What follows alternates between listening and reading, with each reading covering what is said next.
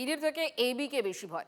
গতকাল তৃণমূলের শিবির বদল করে তো এরকম ভাবেই বলেছিলেন মদন মিত্র, কামারহাটির বিধায়ক। আমি ভয়ে যোগাযোগ করলাম। একটু এদিকে তাকান। আমার তো ইডির থেকে ভয় ছিল এবি বেশি। ইডি ধরলে তবু কথা বলে জিজ্ঞেস করবে, ওখানে এবি কখন কোথায় তাড়ি দেবে, কি করে দেবে ভগবান জানে।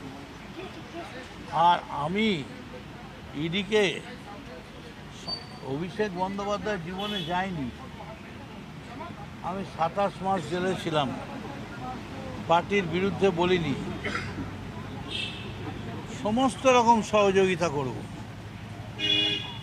যা বলবে তাই করব।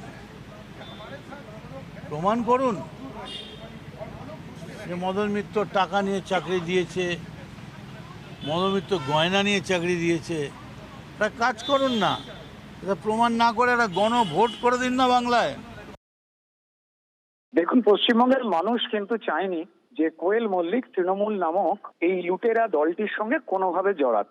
কোয়েল মল্লিক কোনোদিনই রাজনীতি বা এই ধরনের কাজের সঙ্গে যুক্ত নন এবং তাকে ভালো মানুষ হিসেবে সবাই জানে, শুধুমাত্র সুঅভিনেত্রী হিসেবে নয়। তাই বড় বেমানান লেগেছিল যে তাকে রাজ্যসভার তৃণমূলের কোনো প্রার্থী হিসেবে বা এমপি হিসেবে দেখা, মানুষ কষ্ট পাচ্ছিলেন।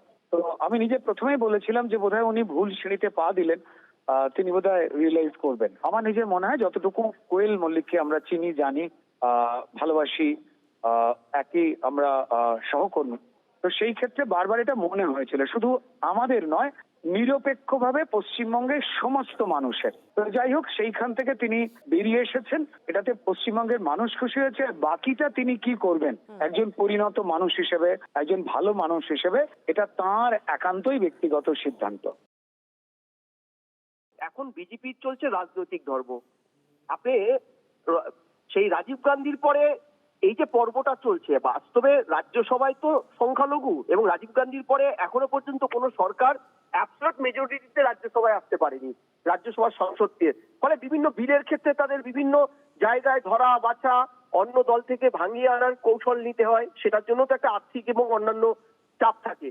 ফলে এই জায়গায় দাঁড়িয়ে আগামীতে বেশ কিছু বড় বড় রকম বিল পাস আছে, যেটা 2029-এর ভোটের দিকে তাকিয়ে তার আঙ্গিকে শুধু সংখ্যা তত্ত্বের নিরিখে রাজনৈতিক অঙ্ক কষছে বিজেপি। আর কোয়েল মল্লিকরা ভালো করেই জানি যে তারা না রিজাইন দিলে তারা হয়তো কিছুদিন সাস্টেন করবে, কিন্তু আফটার দ্যাট পলিটিক্যালি তারা কি সেখানে থাকতে পারবে?